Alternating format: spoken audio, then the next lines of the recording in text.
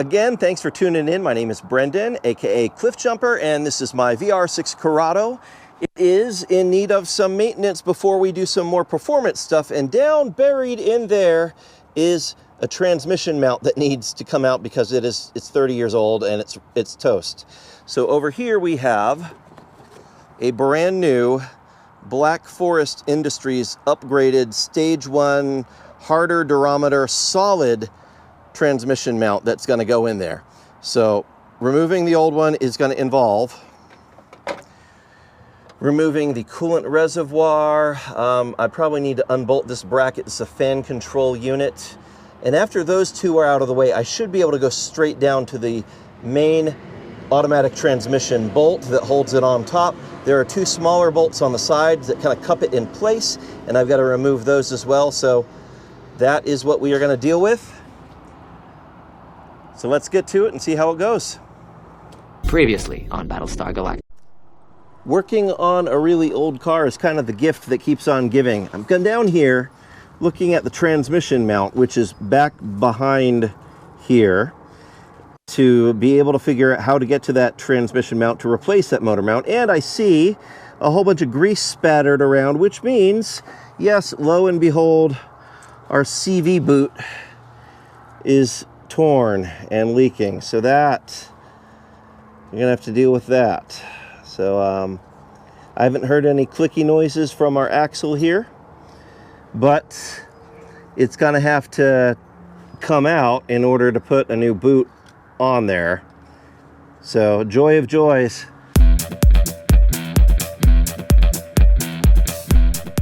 So at this point, 2 of the 3 motor mounts are installed and upgraded. I still have to do the transmission side, and it's kind of a pain in the neck. It is really, between the factory ABS unit and the automatic transmission that this car has, yes, we've discussed that before, that transmission mount is like just totally buried down in there. It is going to be gnarly to try to get to that thing. So I can see the bolts.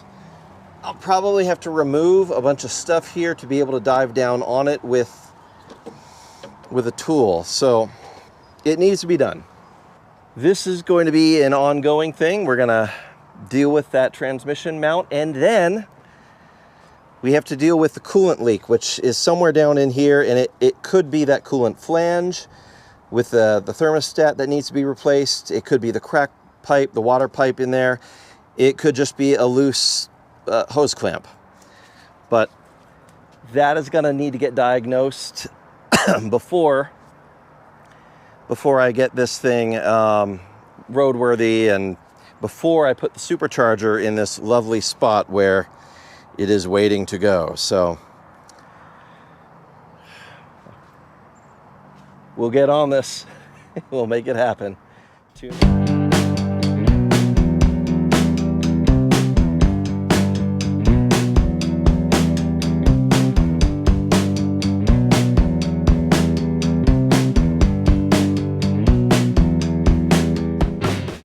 Hey y'all, welcome back.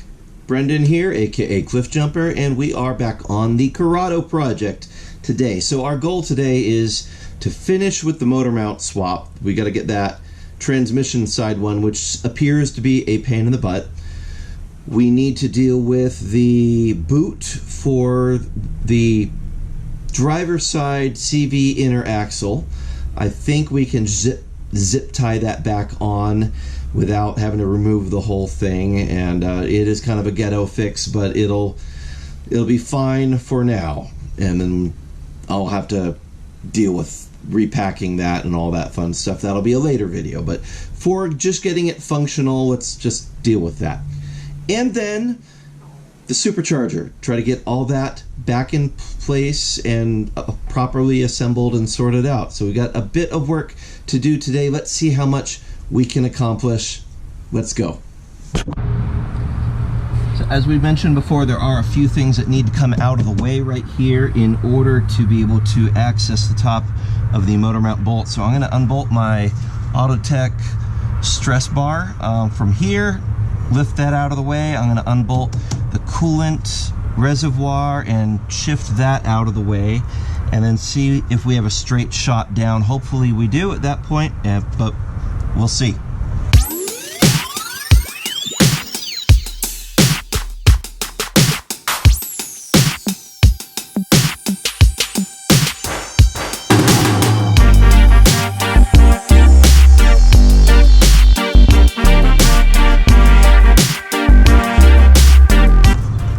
You don't actually have to undo these electrical connections, but I like to do it just because the wires are old and brittle, and you stand a fairly good chance of breaking them if you are harsh with them, like stuff bumps into it. So when moving something like this, I want to unplug the electrical connectors before I start moving things around. That way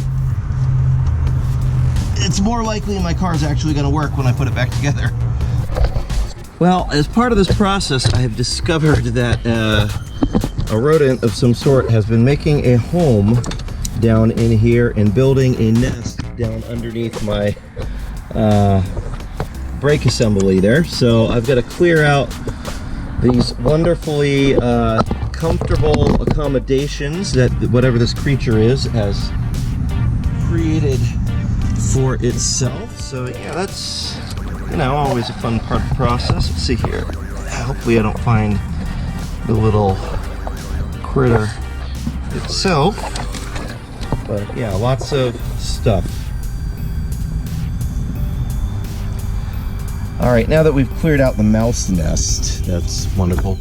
We've got to unbolt the two side bolts on the motor mount. So I've removed the wheel to get access to the motor mount here. So we undo these two side ones. They're 13 millimeters. One's easy to get to on this side, the other not so much. I'm gonna have to swing around from underneath back behind the K-frame in order to get to it. So those have to come out, and then from this awkward angle up here, I can get down with a very long extension and get to the top bolt. So we got to unbolt it, and then we can lift the motor slightly and swap out the motor mount. So that's the plan.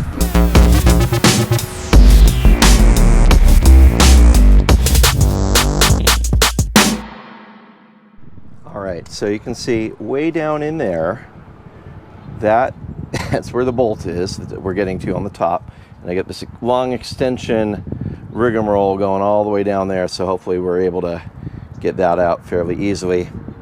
Let's give it a whirl.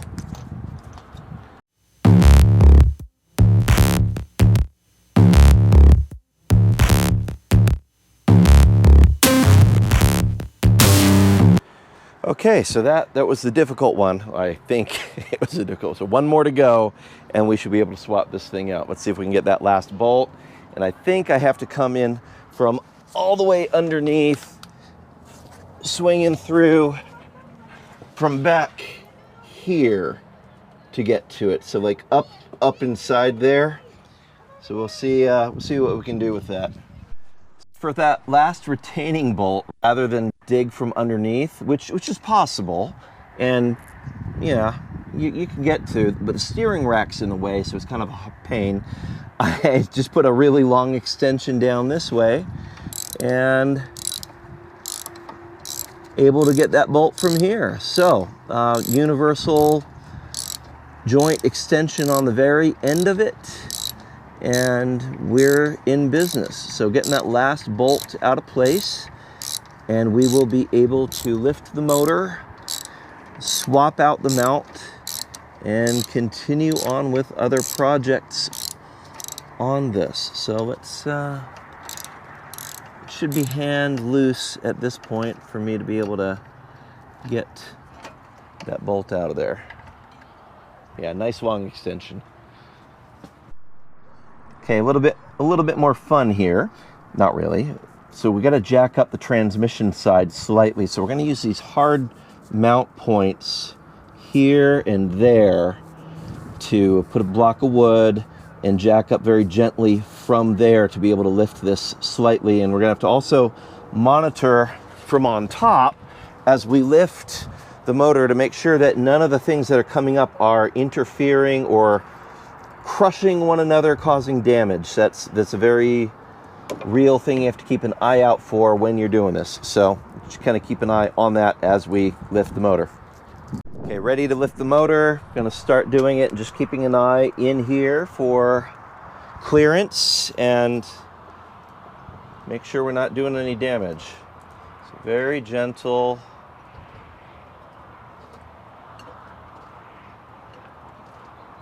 Look for interference. Make sure that nothing's getting crushed between parts as the motor's coming up. I do see the shifter cable is interfering with the bottom of the brake assembly. So I'm going to see if I have enough room to move the motor mount now while it's just at the point where it's at.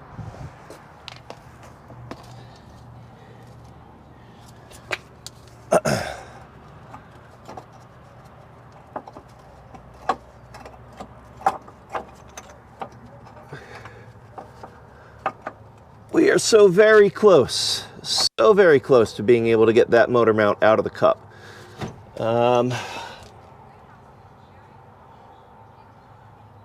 Yeah, it's super close. Gosh, all right. So I think what I'm going to need to do, I'm going to lower it just a little bit.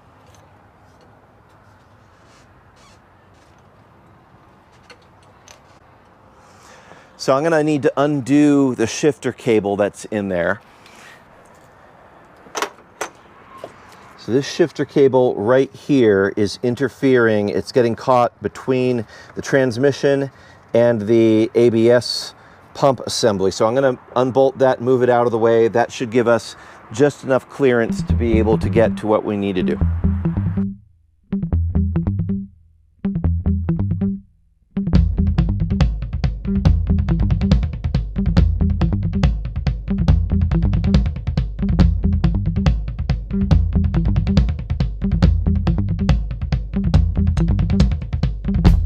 Show you what we're dealing with here. So the motor mount is a lot bigger than the replacement. It's out of the cup and it's kind of back behind there. It's stuck in between the cup and the power steering rack, and we got to try to finagle it through there. If I can't get it through there, I think what I'm actually going to have to do is unbolt my subframe, unbolt the K-frame and lower that a little bit, at least on this side, just to give us enough clearance to pull it out, because the axle's in the way, and of course the stupid little clip on the axle boot has come loose, and so there's grease all over the place. So that's awesome.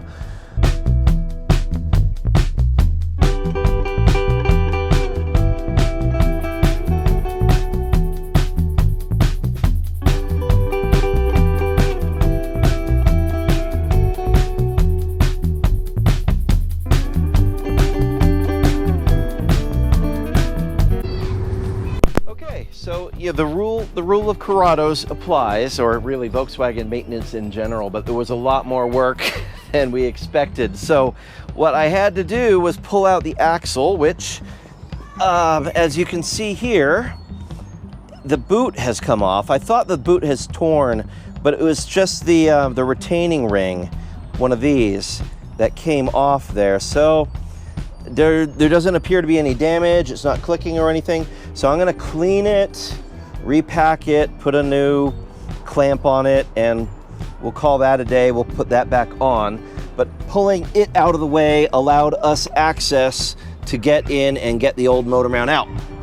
So here is the motor mount. This is the stock one, and you can see it's got like a fairly robust thing on the bottom here. I understand they were fluid filled from the factory, and yeah, I can feel just moving it. It's got a lot of motion to it versus the new Black Forest one, which is all solid, and it's got a slightly different construction to it. But so this is gonna go in. We'll junk this one, repack the bearing on this, get that all set up, and then put this all back together.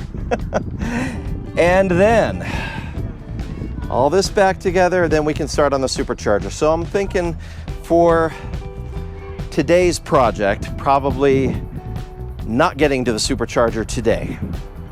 I know, big surprise, right? It's a shocker. But yeah, dealing with the stuff that we've dealt with today, the wonderful little mouse infestation or whatever it was that had made a nest in there, we got that cleared out.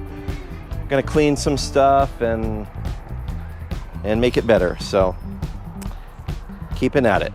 Oh, I forgot, yes. In the process of removing the axle, I tightened these too much, which meant that they went all the way through to the other side and they bent the tone ring on my ABS system, which means I have to take this off. I gotta remove the caliper, get that out of the way, take the brake disc off, I think I have to remove the hub to get to the tone ring. But to be able to flatten the tone ring back out, because that is a part that is no longer available, and then put it all back together. And yeah, so there's some work that is left to be done in this project, but we're making headway. First things first, let's go ahead and pop the new motor mount in its place, and we'll get the two retaining bolts bolted in there, and then I'll clean up that before I repack it with grease and repack the CV axle. Okay, so it turns out the axle that was leaking, I don't know if I mentioned this before, but had a lifetime warranty on it. So brand new axle, just need to pack it with grease. We'll get that installed in there, and that'll be that. But since I did mess up the tone ring of the ABS sensors, I now have to pull this and make sure the tone ring is in decent shape before I put this all back together. So 2 steps forward, 1 step back, another couple steps back, and another step back, but we're making progress.